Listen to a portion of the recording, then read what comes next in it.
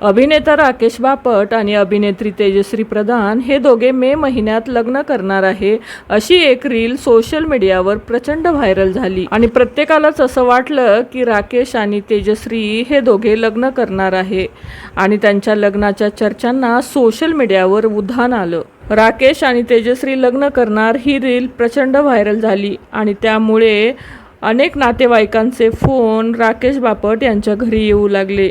त्यावर राकेश बापट यांची बहीण शीतल बापट यांनी एक खुलासा करत सांगितलं की ही बातमी खोटी आहे, असं काहीही नाही। राकेश बिग बॉसच्या घरात असताना अशा खोट्या अफवा पसरवल्या जात होत्या, पण हे सर्व खोटं आहे। त्यावर राकेश बापटने सुद्धा प्रतिक्रिया दिली की असं काहीही नाहीये, माझा लग्नाचा कुठलाही प्लॅन नाहीये।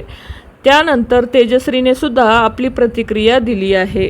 तेजश्रीने सुद्धा लग्नाच्या या अफवांवर प्रतिक्रिया देत म्हटलं आहे की प्लीज खोट्या बातम्या पसरवू नका, असं म्हणत तेजश्रीने या बातमीचं खंडन केलं आहे।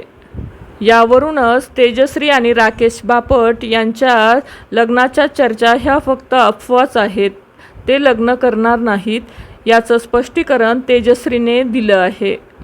या लग्नाच्या बातम्या या खोट्या आहेत असं दोघांनीही स्पष्टीकरण दिलं आहे। राकेश बापटने सुद्धा स्पष्टीकरण देत म्हटलंय की असं काहीही नाहीये, माझा लग्नाचा कुठलाही प्लॅन नाहीये।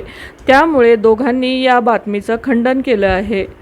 त्यामुळे अशा खोट्या अफवा पसरू नका अशी विनंती तेजश्री प्रधान हिने केली आहे।